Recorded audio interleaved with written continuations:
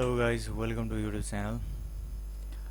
Microsoft Office Word को class 9 को second part आज हामीले अगाडि क्लास 9 को फर्स्ट पार्टमा इन्सर्ट को शेप को बारेमा डिस्कसन गरेको थियौं। शेप ड्र गरेर फर्मेटमा हामीले पुराएको थियौं। फर्मेटमा गएर यहाँनिर चेन्ज शेपसँग कुरा गरेको थियौं। त्यहाँदेखि भोलि कुरा गर्छु भनेको थिएँ मैले। आज हामी स्याडो इफेक्ट देखि यतापट्टि सबै कुरा गर्नेछौं। जस्तै हामीले कुनै पनि शेपलाई क्लिक गरेपछि मात्रै फर्मेट अप्सन आउँछ, नभए आउँदैन बाहिर क्लिक गर्दाखेरि भने।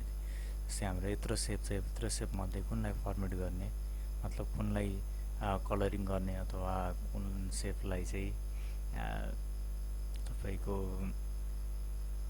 स्याडो इफेक्ट बनाउने जस्तै गर्नुपर्ने एउटा शेप सिलेक्सन गर्नुपर्यो। क्लिक गर्ने, फर्मेटमा जाने, यहाँनिर फर्मेटमा गइसकेपछि यहाँनिर स्याडो इफेक्टमा गएर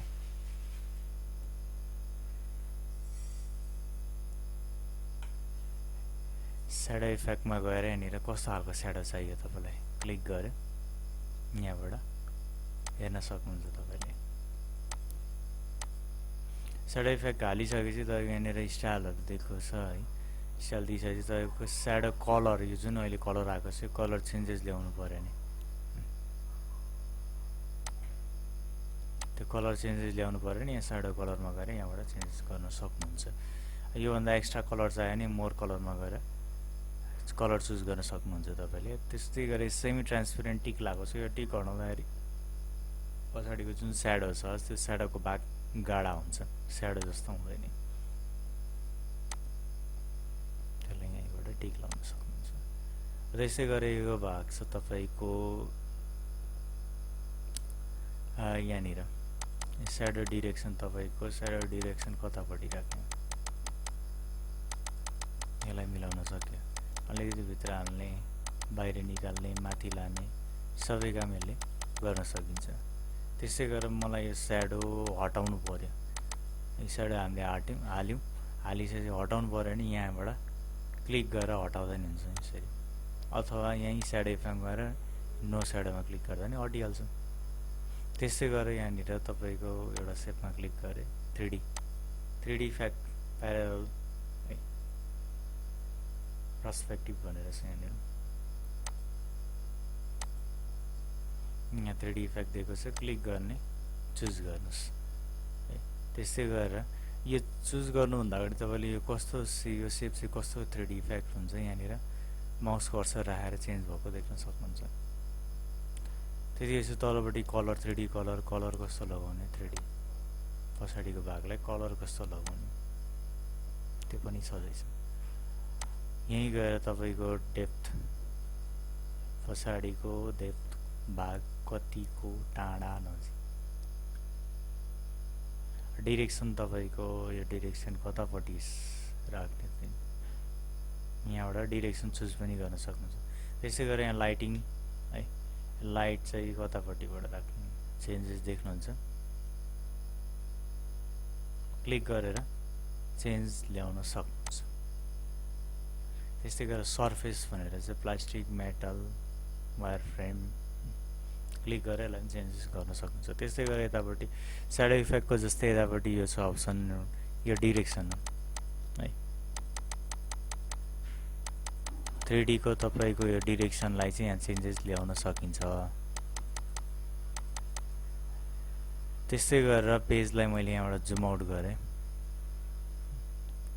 पेजलाई जुम आउट गरिसकेपछि तपाईको यो जुन शेप छ, यो शेपलाई मैले पेजको बिचमा राख्नु पर्यो नि। पोजिसनमा गएर यहाँनिर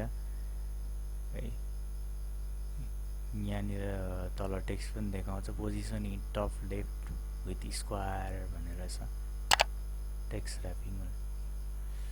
यो कहाँ हो कर्सर राखेर यो भनेको ठ्याक्कै पेजको सेन्टर भागमा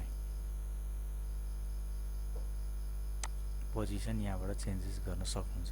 त्यसै गरेर bring to front, bring to back भनेर छ। जस्तै यो हाम्रो 2-3 वटा शेप छ, यो शेपलाई चाहिँ मैले पछाडि लानु पर्यो नि। सेन्ड टु ब्याक गर्दाखेरि पछाडि जान्छ, ब्रिङ टु फ्रन्ट गरे भने अगाडि आउने। त्यस्तै गरेर यहाँनिर सेन्ड टु फरवर्ड ब्याकवर्ड भनेर छ। यहाँ गएर सेन्ड टु ब्याकवर्ड गऱ्यो भने सेन्ड टु ब्याकवर्ड भने एउटा सेपको ठ्याक्कै पछाडि जान्छ। हामीसँग तीनटा सेप छ, सेन्ड टु ब्याक गरे, ब्याकवर्ड गरे, सेन्ड टु ब्याक गर्दाखेरि झ्यापै पछाडि जान्छ, सेन्ड टु ब्याकवर्ड गर्दाखेरि एक एकवटा गर्दै पछाडि जान्छ। जस्तै मैले यहाँनिर ब्रिङ टु फ्रन्ट गरेँ भने झ्यापै अगाडि आउँछ, अथवा ब्रिङ टु फरवर्ड गऱ्यो भने एउटाको अगाडि आयो, यसको अगाडि चाहिँ आएन। यो कुरो जस्तै त्यहीँनिर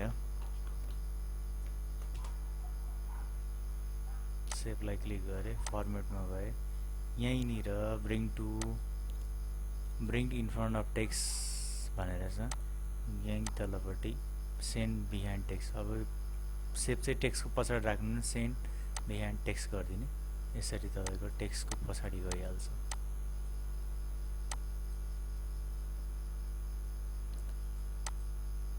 त्यस्तै यो पनि bring in front of text यहाँबाट अगाडि ल्याउन सकिन्छ।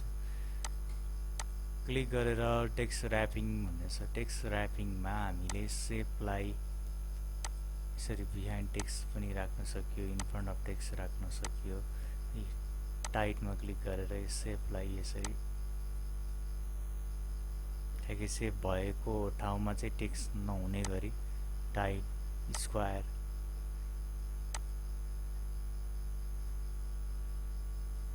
अनि टप बटन भनेर छ। टप बटन भने चाहिँ तपाईँको के हुन्छ नि, ठ्याक्कै माथिपट्टि यो सेप भएको माथिपट्टि पनि टेक्स्ट हुन्छ, तलपट्टि पनि टेक्स्ट हुन्छ, यसको साइडमा चाहिँ हुँदैन, खालि टप र बटन मात्रै टेक्स्ट हुने हो। यसै गरी यहाँनिर यसरी दिएको छ।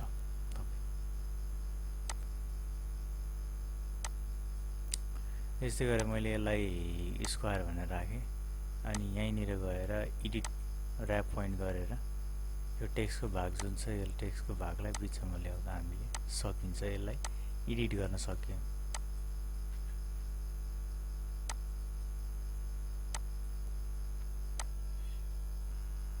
यसरी एडिट पनि गर्न सकियो, क्लिक गर्दा भइहाल्छ। त्यसै गरेर अर्को एलाइन भनेर छ तपाईँको, यो एलाइनमा गएर एलाइन सेन्टर गर्ने, लेफ्ट गर्ने, क्लिक गरेँ, सेपलाई क्लिक गरेँ, यसलाई एलाइन सेन्टर गरेँ भने ठ्याक्कै बिचमा बस्छ नै। यो सेप जहाँ छ त्यसको ठ्याक्कै बिच, जस्तै मैले यहाँनिर राखेँ, यसको यो लाइनको ठ्याक्कै बिचमा राख्नु छ, अलाइन गरिदियो भने ठ्याक्कै बिचमा बस्छ। Align centre, align left right button, align left centre right भनेको रहेको भागमा ठ्याक्कै लेफ्ट सेन्टर राइट हुन्छ। एलाइन टप भनेको जुन यो अहिले यहाँ देखेर चाहिँ ठ्याक्कै टपमा हुन्छ, यो मिडलमा हुन्छ, यो बटनमा हुन्छ, यो एरिया यो भागको। त्यहीँनिर अर्को छ होरिजेन्टल भर्टिकल भन्ने छ, यहाँबाट गर्न सक्यो। यसलाई क्लिक गरेर डिलिट गरिदिएँ, सेभ ड्र गरिसकेपछि डिलिट गर्ने, क्लिक गरेर डिलिट गर्दा भइहाल्छ। फर्मेटमा गएर यहीँनिर तपाईँको एलाइन टु पेज भनेर छ, पेजसँग एलाइन पनि गर्न सक्यो, एलाइन टु मार्जिन पनि गर्न सक्यो। एलाइन टु पेज गर्दाखेरि हामीले अब एलाइन लेफ्ट राइट गर्दाखेरि पेजको अनुसारले हुन्छ, एलाइन टु मार्जिन गऱ्यो भने ठ्याक्कै मार्जिन हामीले कति राखेको छ त्यही अनुसारले एलाइन हुन्छ। जस्तै अब एलाइन टु लेफ्टै गऱ्यो भने अलिकति आउँछ, अघि लेफ्ट गर्दा यहाँनिर गएको थियो, अहिले लेफ्ट गर्दा यहाँनिर। यो चाहिँ मार्जिन र पेजको अनुसारले हुन्छ। ग्रिड लाइन हामीले हेर्नु पऱ्यो नि, ग्रिड लाइन चाहियो भने यहाँबाट एक्टिभेट गर्ने, हटाउने यहाँबाट भइहाल्छ। ग्रिड लाइनको सेटिङ यहाँबाट ल्याउन सकियो तपाईँले। त्यस्तै गरेर हाम्रो दुईटा तीनटा सेप छ, त सेपलाई एकैचोटि मुभ गर्नु पर्यो भने जस्तै के गर्ने भन्दाखेरि सिफ्ट बटन छँदैछ हाम्रो, किबोर्डमा सिफ्ट बटन क्लिक गर्ने, एउटा सेप सेलेक्ट छँदैछ, सिफ्ट बटन क्लिक गर्यो, सेलेक्ट गर्यो। सेलेक्ट गरिसकेपछि यहाँनिर ग्रुप भन्ने रहेछ, ग्रुप गर्न सक्यो। दुईटा सेप अथवा दुईटा भन्दा बेसी भयो भने मात्रै ग्रुप अप्सन एक्टिभेट हुन्छ, नभए देखाउँदैन। बाहिर एउटा सेपमा मात्रै क्लिक गरेर पनि देखाउँदैन। दुईटा सेप हुनु पर्यो, दुईटा भन्दा बेसी हुनु पर्यो, अनि मात्रै ग्रुप देखाउँछ। ग्रुप गरिदिइसकेपछि अब यो ग्रुप गरेपछि के हुन्छ, सजिलो क्लिक गरेर ड्र्याग गरेर मुभ गर्न सजिलो हुन्छ। दुईटा एकैचोटि मुभ हुन्छ। त्यस्तै गरेर सेपलाई क्लिक गरेपछि यहाँनिर रोटेट भनेर छ, रोटेट गर्न सक्यो। हामीले अघि यहाँनिरबाट यसमा यो ग्रीन कलरमा क्लिक गरेर रोटेट गरेको थियौँ, यहाँबाट पनि गर्न सकिन्छ, डाइरेक्ट यहाँबाट रोटेट गर्न सकिन्छ। त्यसै यसलाई ग्रुप गरेको थियो, अनग्रुप गर्न पनि यहीँबाट पनि गर्न सक्यो है। क्लिक गरे, त्यसपछि यो साइज, यो सेपको साइज तपाईले डाइरेक्ट यहीँबाट साइज हालेर नि गर्न सक्नुहुन्छ, 4x4 को।